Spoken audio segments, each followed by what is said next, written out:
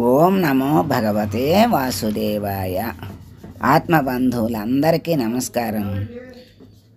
ఈరోజు విష్ణు సహస్రంలో 649వ నామం కేసిహ అన్నారు.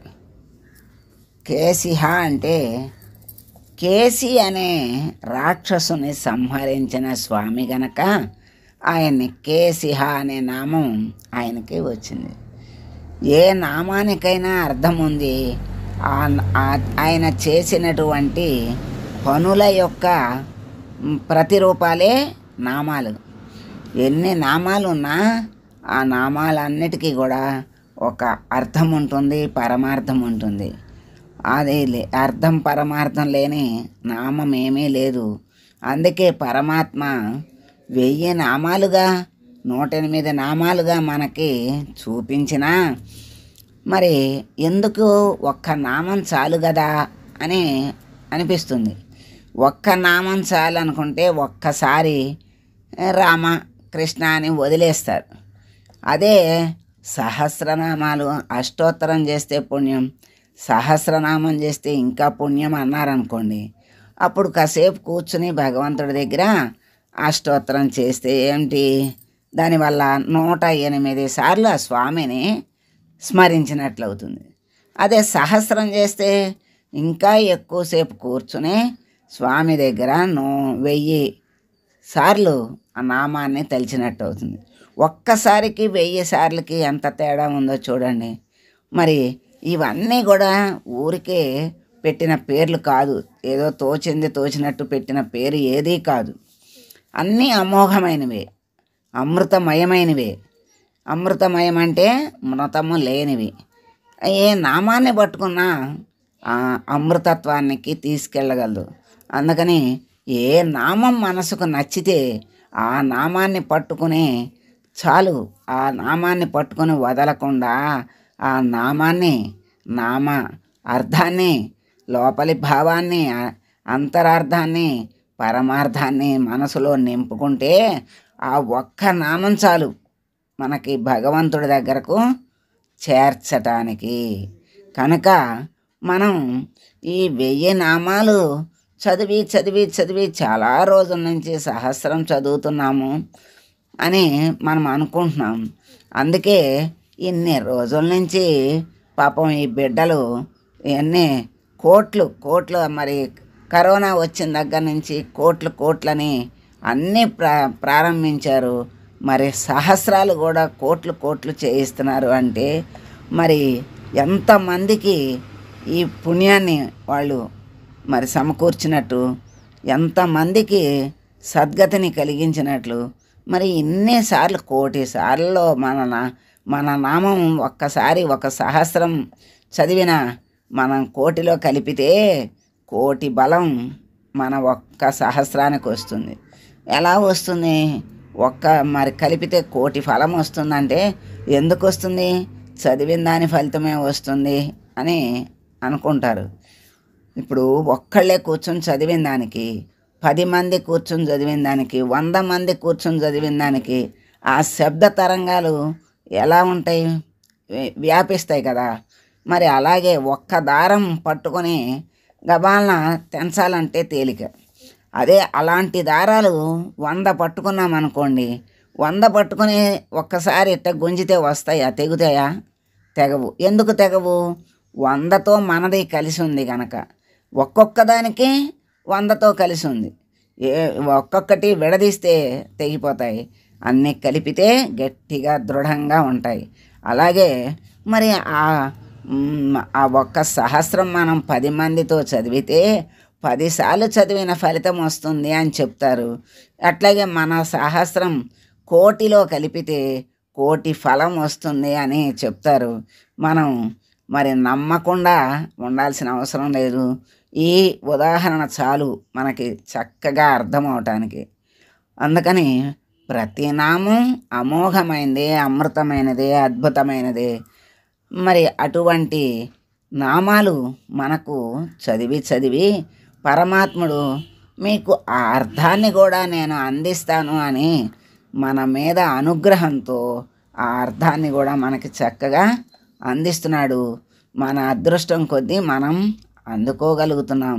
ఆ అందుకోగలిగే శక్తిని, సామర్థ్యాన్ని కూడా పరమాత్మే మనకి ఇస్తున్నాడు అనేటువంటి భావం అంతటా అన్నిటా ఎప్పుడూ పరమాత్మ భావమే ఉంటే మనలో దుఃఖానికి మరి చెడుకి మనసులో కానీ ఎక్కడ భావంలో కానీ పొడచూపదు, చోటు ఉండదు. అందుకనే నేను అన్నప్పుడు అహంకారం వస్తుంది, నాది అన్నప్పుడు మమకారం వస్తుంది.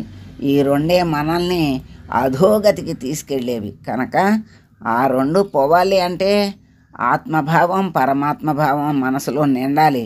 ఒక్క నామాన్ని పట్టుకోండి, ఆ నామాన్ని పట్టుకుంటే చాలు. మరి ఎంతమంది ఎందుకు, ఒక్క దేవుడు ఉంటే చాలు కదా అని అనొచ్చు. మరి మనం ఒక వివాహము, ఒక శుభకార్యము మనం చెయ్యాలంటే మనం ఒక్కళ్ళమే ఉంటే అయిపోతుందా? మరి ఆ కర్తలు ఉండాలి, మరి కారణం మన వస్తువులన్నీ ఉండాలి. మరి అందరూ తలా ఒక పని చేస్తేనే అవుతుంది. మరి ఆ కార్యానికి అందరూ వచ్చి కూర్చుని ఆశీస్సులు ఇస్తేనే అది ఆనందము, శుభము, మంగళము బాగుంటుంది. మరి ఇవన్నీ మరి ఇంతమంది ఎందుకు, ఒక్కళ్ళు చాలదా అంటే ఒక్కళ్ళ వల్ల అన్నీ అవుతాయా? అందుకే మనిషి ఎప్పుడు కూడా అందరితో కలిసి ఉండాలి. కానీ నేనొక్కడినే గొప్పవాడిని, నేనొక్కడినే బ్రతుకుతాను, ఎవరితోనూ కలవను అంటే అది సాధ్యమయ్యే పని కాదు. నువ్వు పడుకునే మంచం నువ్వు చేసుకుంది కాదు, నువ్వు తినే కంచం నువ్వు చేసుకుంది కాదు, నువ్వు తినే పదార్థం పండించేది నువ్వు కాదు, వండించేది నువ్వు కాదు, నీ ఇల్లు నువ్వు కట్టుకున్నది కాదు, ఏదైనా ఇది కాదు, ఏదే నువ్వు చేసింది కాదు. మరి అందరూ ఇల్లు కట్టాలంటే ఎంతోమంది కలిసి కట్టితే కానీ నా ఇల్లు అని నువ్వు చెప్పుకోలేకపోతున్నావే. మరి ఎవ్వరూ లేకుండా నేను ఒక్కడినే బ్రతకగలను అనేది ఎంత అజ్ఞానంతో కూడుకున్నటువంటి పనో, అది అసలు చెప్పలేనంత అజ్ఞానం. అందుకని సంఘజీవి అంటారు మనిషిని. అట్లా సంఘజీవిగా ఉండాలి. బాహ్యంగానే సంఘజీవిగా ఉంటేనే, అందరితో మంచిగా ఉంటేనే చక్కని బ్రతుకుతాడు, చక్కని పేరు తెచ్చుకుంటాడు, వాడు అందరిలోనూ మరి ప్రకాశిస్తాడు. అదే అటువంటి జీవితము వాళ్ళని ఏమంటారంటే మరణించినా బ్రతికినట్టే అంటారు. అంటే వాళ్ళు చచ్చిపోయినా వాళ్ళ మంచి అలా చెప్పుకుంటున్నారనుకోండి, అది బ్రతికినట్టు. అది బ్రతుకంటే అది. కానీ బ్రతికుండగానే అందరినీ బాధపెట్టి, హింస పెట్టి బాధించేవాడిని ఎప్పుడు పోతాడురా దేవుడా అనుకుంటే బ్రతికి ఉండి చచ్చిన వాడి క్రింద లెక్క. మరి ఇలాంటి మామూలుగా బాహ్యంగానే ఇలాంటి తేడాలు ఉంటే, మరి బాహ్యంగానే మంచిగా నలుగురితో ఉండమని చెప్తారు. మరి 10 మందిలో మంచి పేరు తెచ్చుకుంటే మంచి యశస్సు, అభివృద్ధి ఉంటుంది, ఉన్నత స్థితి ఉంటుందని చెప్తారే. మరి ఇది ఆధ్యాత్మికంగా ఇంకెంత ఉన్నత స్థితి అంటే మళ్ళీ కిందకి దిగిరాని స్థితి ఉంటుంది. ఆధ్యాత్మికంగా మనం ఈ పరమాత్మ యొక్క వైభవాన్ని, ఆ నామాల యొక్క అర్థాన్ని, పరమార్థాన్ని తెలుసుకుంటే దానికి ఇంకా క్రిందకు వచ్చేటువంటి స్థితి ఉండదు, అమృతత్వమే వస్తుంది. అందుకని ఒక్క నామాన్ని పట్టుకున్నా చాలు, దాన్ని అది మనల్ని అమృతత్వానికి తీసుకెళ్తుంది అంటారు. ఇక్కడ కేసిహ అన్నారు. కేసిహ అంటే కేసి అనే రాక్షసుని చంపినాడు కనుక కేసిహ అన్నారు. నిన్న కేశవ అన్నారు. ఆయన యొక్క కేశములే కిరణాలు, సూర్యచంద్ర కిరణాలు ఆయన కేశాలుగా ఉండి జగత్తుని మరి ప్రకాశింపచేస్తున్నాయి అన్నారు. ఇక్కడ రాక్షసుణ్ణి సంహరించాడు అన్నారు. ఈ రాక్షసులన్నీ మనకి బాహ్యంగా కనపడేటువంటి కృష్ణుడు అంతమందిని చిన్న పసి ఉయ్యాలలో ఉన్నప్పుడు 10వ రోజు నుంచి రాక్షసుల్ని సంహరిస్తూనే ఉన్నాడు కృష్ణ పరమాత్మ. చిన్నవాడిగా ఉన్నప్పటి నుంచి కూడా సంహరిస్తున్నాడు. పెద్దవాడయ్యాక కాదు, చంటి పిల్లాడుగా ఉన్నప్పటి నుంచి పూతన మొదటి రాక్షసి ఉయ్యాల్లో ఉన్నటువంటి బాలుడికి మరి స్తన్యం ఇవ్వడానికి వస్తే ఆ స్తన్యాన్ని తీసుకుని ఆయన దానికి ముక్తిని ప్రసాదించాడు. ఎందుకు అంటే ఆయన స్పర్శ, ఆయన రూపం ఆమెని ఎంతో ఆనందపరిచింది.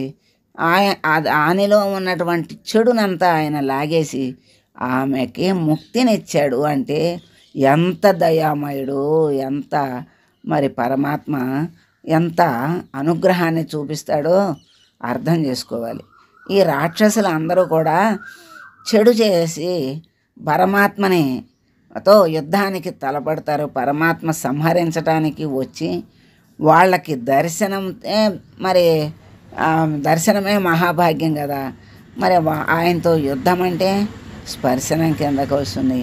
అలా ఆ భాగ్యంతో ఆ పరమాత్మ వాళ్ళలో ఉన్నటువంటి చెడుని సంహరించటము అంటే అక్కడ బాహ్యంగా మనకి రాక్షసుని సంహరించినట్టు తెలుస్తుంది. దాని అంతరార్థానిలోకి వెళ్తే లోపల ఉన్నటువంటి ఆ గుణాన్ని చంపేసి వాళ్ళని పవిత్రుల్ని చేసి ఆయనలోకి లాక్కుంటాడు. అంతటి పవిత్రత ఆయనలో ఉంది. ఆయన్ని దర్శించిన వాళ్ళల్లో కూడా అంత పవిత్రతని ఆయన ప్రసాదించి చక్కగా ఆయనలోకి లాక్కుంటాడు. అటువంటి దయామయుడైనటువంటి రాక్షసుడు పరమాత్మ రాక్షసుల్ని సంహరించాడు అని చెప్పిన బాహ్యానికి వాళ్ళని కూడా ఉద్ధరిస్తూనే ఉన్నాడు. అలాగే ఈ పరమాత్మ కేసి అనేటువంటి రాక్షసుని సంహరించాడు అంటున్నాం. అలాగే మనలో ఉన్నటువంటి అనేక మంది రాక్షసులు మనలో ఉన్నారు. చెడు భావాలు, చెడు ఊహలు, మరి ఇంద్రియ నిగ్రహం లేకపోతే ఇంద్రియాలన్నీ కూడా మనకు రాక్షసులే. ఇంద్రియ నిగ్రహం ఉంటే ఆ ఇంద్రియాలే దేవతలు. మరి ఇంద్రియ నిగ్రహం రావాలి అంటే సామాన్యమైన విషయం కాదు. మరి అది భగవంతునే ఆశ్రయిస్తే ఆ భగవంతుడే మనలో ఉన్నటువంటి ఆ ఇంద్రియ వ్యామోహం, బాహ్య వ్యామోహ అనేటువంటి ఆ ఇంద్రియాలు విచ్చలవిడిగా వ్యవహారం చేసేటువంటి అదుపులో లేనటువంటి ఇంద్రియాలను అదుపులోకి తీసుకొస్తాడు.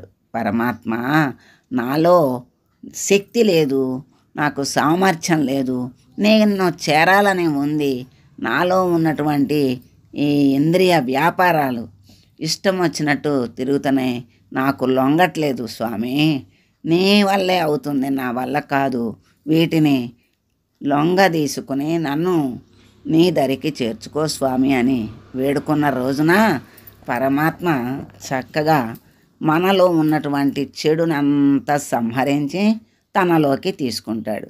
అటువంటి స్వామి కేసిహ అయినటువంటి స్వామిని మనం ప్రార్థిస్తూ, స్వామి నాలో ఉన్నటువంటి చెడుని సంహరించి నన్ను ఉద్ధరించు స్వామి అని వేడుకుంటూ మంగళం పాడదాం.